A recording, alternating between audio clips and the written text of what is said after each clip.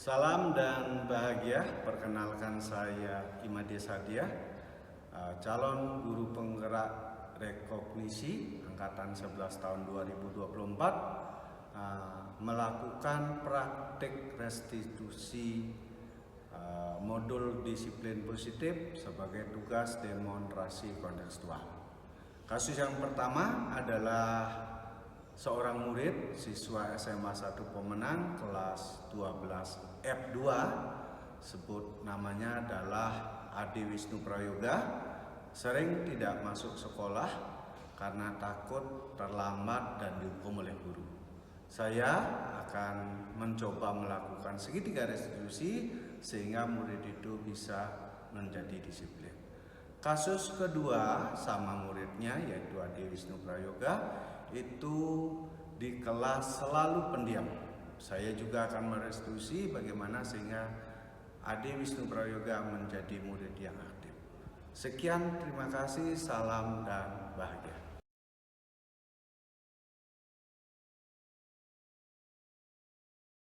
Ade, gimana kabarnya hari ini? Baik, Pak. Baik. Gini Ade, ada laporan kalau Ade ini jarang ke sekolah ya. Jadi Bapak mau bicara sebentar sama Ade ya. Gimana Ade? Iya, Pak, boleh, Pak. Ya, baik. Ade, Bapak perhatikan Ade sering sekali terlambat datang ke sekolah, bahkan tidak masuk. Apa yang membuat Ade sering terlambat? Karena sering kesiangan, Pak. Bangun kesiangan. Ada enggak hal lain selain bangun kesiangan? Nggak ada, Ade? Pak. Nggak ada. Ada lagi hal lain? Misalkan kenapa bangun kesiangan Ade? Nggak tahu, Pak. Soalnya pas walaupun cepat tidur tetap telat bangunnya. Telat bangunnya gitu. Iya, Pak. Agak sulit gitu Ya, sulit bangun pagi, Pak. gitu ya. Baik. Ade kesulitan bangun pagi. Selain Ade kesulitan bangun pagi nih, kan Ade bisa aja misalkan agak kesiangan tapi tetap pergi ke sekolah. Gitu, gimana? Takut dihukum, Pak, makanya nggak Oh, masuk. takut dihukum. Jadi kalau terlambat itu Ade takut dihukum begitu. Baik. Oke, begini, Bapak mengerti perasaannya Ade ya. Setiap orang pasti pernah merasa takut kan? Iya, Pak. Termasuk Bapak juga sama. Tapi Bapak ingin bicara lebih dalam tentang hal ini. Jadi apa yang membuat Ade begitu takut akan hukuman Ade? Apa yang membuat Ade itu takut sama hukuman apa? Lebih malas dihukum, Pak. Oh gitu.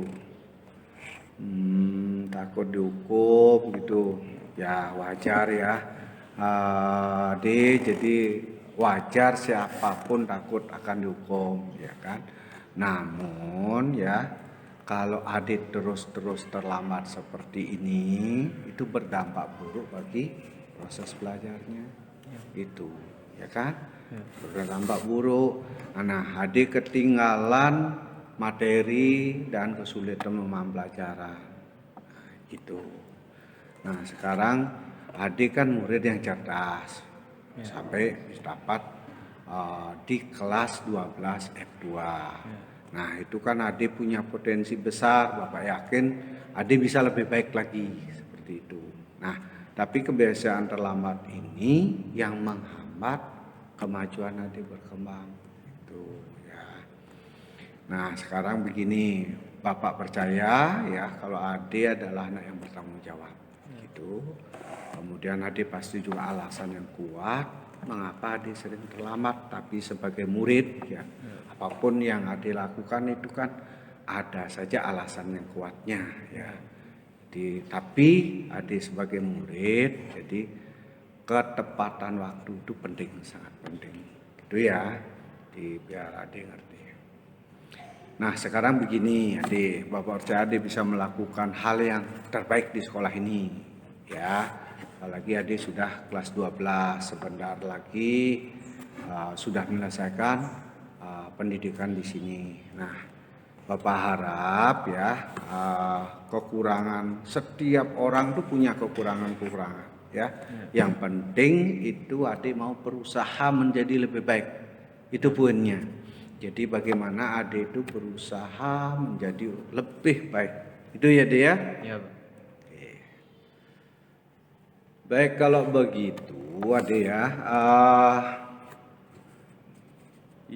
Hal yang tidak terduga membuat adik terlambat, tapi terlambat terus-menerus bukan solusi yang baik ya dia. Jadi sekarang adik tidak hanya merugikan diri sendiri ya, tapi juga teman-teman adik yang sudah siap belajar siap. Nah, kan jam 7.30 teman-temannya sudah belajar. Ya. Nah, tapi adik tiba-tiba datang setelah itu, kan terganggu kan? Bapak juga terhenti mengajarnya, kemudian teman-temannya juga fokusnya hilang. Nah, makanya itu ya. Oke. Nah, kalau gitu ya, Bapak mengerti kalau adik itu merasa khawatir kalau terlambat akan kena hukuman. Itu wajar kok, setiap orang pasti takut kalau melakukan kesalahan. Tapi terlambat itu memang perlu kita perbaiki. Ya baik. Nah sekarang alasan itu sudah kita selesaikan. Yang penting adalah adik sekarang cari solusi. Kira-kira apa solusi yang adik lakukan ya agar tidak terlambat lagi? Usahakan bangun lebih pagi Pak. Bangun lebih pagi. Ada enggak hal lain yang adik mau sampaikan? Enggak ada. Selain hal bangun pagi. Enggak ada kayak. Ada misalkan gini nih. Biar bisa bangun pagi. Nyalain alarm. Ya, nyalain alarm. Apalagi adik? Ada ibu bapak enggak di rumah? Tidur lebih cepat. Tidur lebih awal. Oke, udah 2 adik. Pertama tidur lebih awal, kedua nyalakan alarm. Kemudian apa lagi adik? Ada ibu? Ada. Ada ibu, ada bapak? Ada. Nah, gimana? Apa yang bisa diperbuat ibu Minta sama dibangunin. bapak? Ya, baik. Tiga, bapak dan ibu minta membangunkannya gitu. Ada lain lagi selain itu? Enggak ada. Ada ya, oke baik. Kalau begitu ya, adik percaya ya bahwa kalau adik bisa datang tepat waktu setiap hari, itu ya. Nah, oke. Kemudian coba adik sekarang sampaikan sama Pak Guru apa saja yang adik akan lakukan agar bisa datang tidak terlambat lagi. Nyalakan alarm. Nyalakan alarm yang pertama. Nyuruh Ya. ibu dan bapak membangunkan. Membangunkan oleh ibu dan Tidur lebih bapak. Tidur lebih cepat. Gimana? Terus lagi? Itu aja Pak. Itu aja baik. Kalau gitu baik, sudah ada perubahan. Terus berarti gimana? Berarti besok gimana? Usahakan enggak telat. Baik, sudah berusaha tidak telat ya. Jadi adik yakin tidak telat lagi begitu. Oke. Nah satu lagi kalau tambah, jadi semua peralatan sekolahnya adik itu disiapin Dari semalam. ya gitu. Jadi disiapin dari awal sehingga kalau katakanlah terburu-buru, jadi adik tidak lagi menyiapkan alat-alat, jadi tidak terlambat. Kemudian ya itu ya dia. Ada enggak teman yang bisa mengingatkan di samping Bu Bapak? Kan adik walaupun tidur pagi tapi tetap juga gini. Ada teman samping rumah. Ada teman samping rumah. Nah itu juga bisa diminta bantuan untuk membangunkan adik. Jadi seperti itu di awal-awal, nanti kalau sudah terbiasa Pak Guru yakin bahwa adik bisa tidak terlambat lagi. Ya, Pak. Oke baik, itu ya. Jadi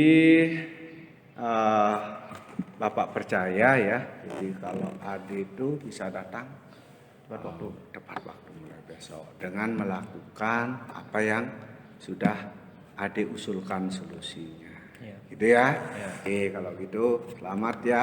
Jadi tidak terlambat lagi. Saya Ade Wisnu Prayoga, kelas 12 F2. Peristiwa, saya diajak bicara oleh Pak Made tentang kebiasaan saya yang sering terlambat. Pak Made mengatakan bahwa saya adalah murid yang punya potensi besar dan bertanggung jawab. Perasaan, awalnya saya merasa takut dan malu. Tapi setelah mendengar kata-kata Pak Made, saya menjadi percaya diri. Pembelajaran, saya belajar bahwa ketakutan tidak akan menyelesaikan masalah. Yang penting adalah berusaha untuk menjadi lebih baik. Saya juga sadar bahwa Pak Made percaya pada saya dan memberikan saya kepercayaan. Penerapan, mulai besok saya akan berusaha bangun lebih pagi dan mengatur jam tidur. Saya juga akan mencoba untuk tidak menunda-nunda tugas. Saya yakin bisa melakukannya.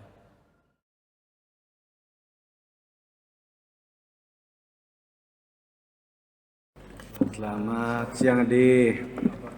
Ya, Bapak perhatikan kalau Bapak ngajar di kelas sama Adi ini, Adi itu banyak diamnya, jadi pendiam di kelas. Ada yang ingin disampaikan enggak? Nggak ada. Nggak ada. Baik, kalau gitu jadi Adi ya. Kalau Adi belum merasa nyaman untuk berbicara, kemudian tapi ingat bahwa setiap pendapat itu berharga dia. Ya, kadang-kadang kita perlu bersuara yang berbeda untuk memperkaya diskusi kita. Gimana, Adi? Nggak tahu Pak, saya lebih suka diam daripada mendengarkan yang tidak bermanfaat. Itu ya. Baik wajar Adi. Jadi kalau tipikalnya Adi itu lebih baik diam daripada berbicara yang tidak ada. Baik. Jadi Adi mengekspresikan dirinya bisa melewati tulisan ya. Kemudian lebih suka mendengarkan kan begitu, dan ada juga yang suka mengamati ya. Nah, tetapi Bapak yakin ya Adi adalah murid yang cerdas dan punya banyak potensi ini ya. Bapak yakin juga Adi banyak ide menarik yang bisa dibagikan ke teman-temannya gitu ya.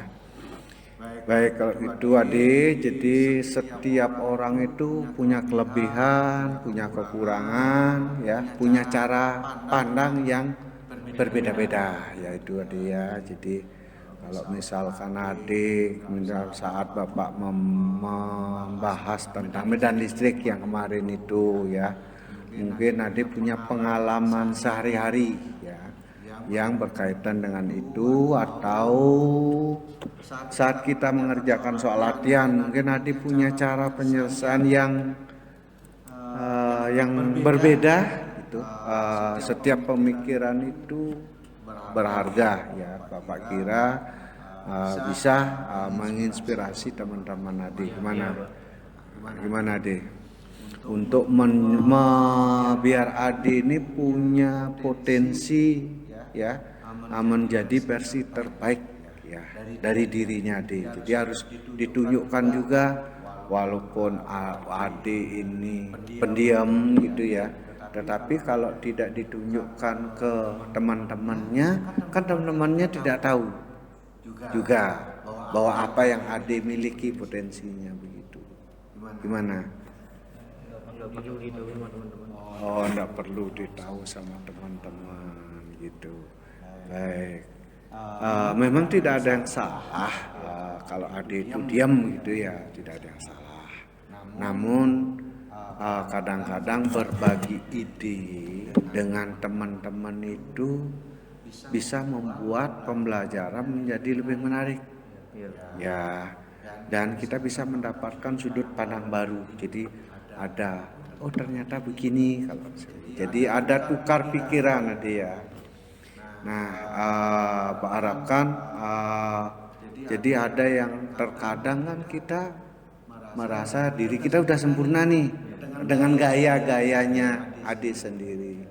Nah, tapi orang kan belum memahami. Jadi perlu juga namanya kita hidup ya.